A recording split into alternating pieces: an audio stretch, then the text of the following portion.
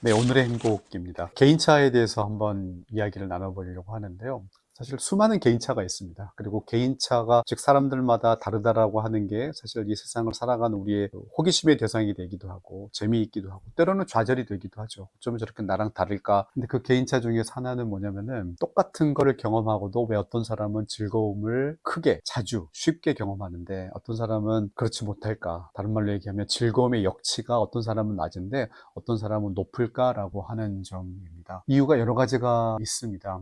하나는 성격적인, 선천적으로 태어난 어떤 경향성과도 관계가 있습니다. 아주 어린 아이들 보시면 어떤 아이는 조금만 불편해도 굉장히 짜증스러운 반응을 보이는 아이들이 있어요. 배가 조금만 고프거나 기저귀가 조금만 젖어 있어도 엄청나게 울어대는 그런 아이들이 있는데, 어떤 아이는 그런 걸 별로 개의치 않고 또 어떤 뭐 맛있는 걸 먹었을 때 굉장히 맛있다고 반응을 보이는 그런 아이들이 있는가 하면 그렇지 않은 경우도 있어서, 즐거움을 경험하는 뇌의 보상 수준이라든지 그 생물학적인 어떤 특징에 의해서 그런 역치에서 차이가 있는 걸로 나타난다라는 그런 증거도 있습니다. 근데 문제는 이게 그러면은 학습이라든지 혹은 어떤 경험에 의해서 바꿀 수 없는 것인가 라고 하는 문제인데, 그렇지는 않습니다. 근데 우리가 가지고 있는 어떤 생각이라든지 주변에 있는 사람들로부터 배우는 것에 의해서 즐거움에 대한 우리의 역치 수준이 올라갈 수도 있고 낮아질 수도 있습니다. 한 연구에서 담배를 피우는 사람들, 마리화나를 하는 사람들이 어떻게 해서 담배를 피우고 마리화나를 피우게 되는지 그 과정을 분석한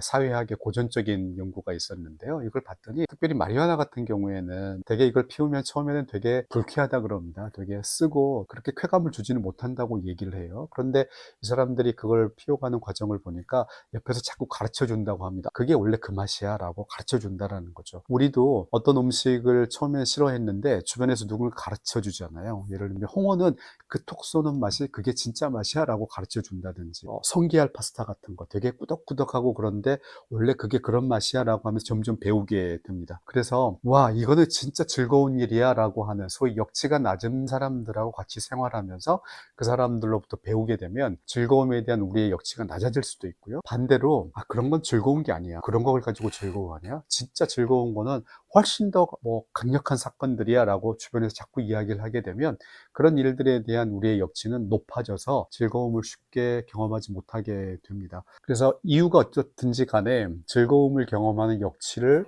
낮추는 게 필요하고, 그런 것들은 우리가 우리 주변 사람들로부터 충분히 배울 수 있기 때문에 역치가 낮은 사람들과 시간을 자주 보낼 것을 권해드립니다. 네, 오늘의 행복이었습니다.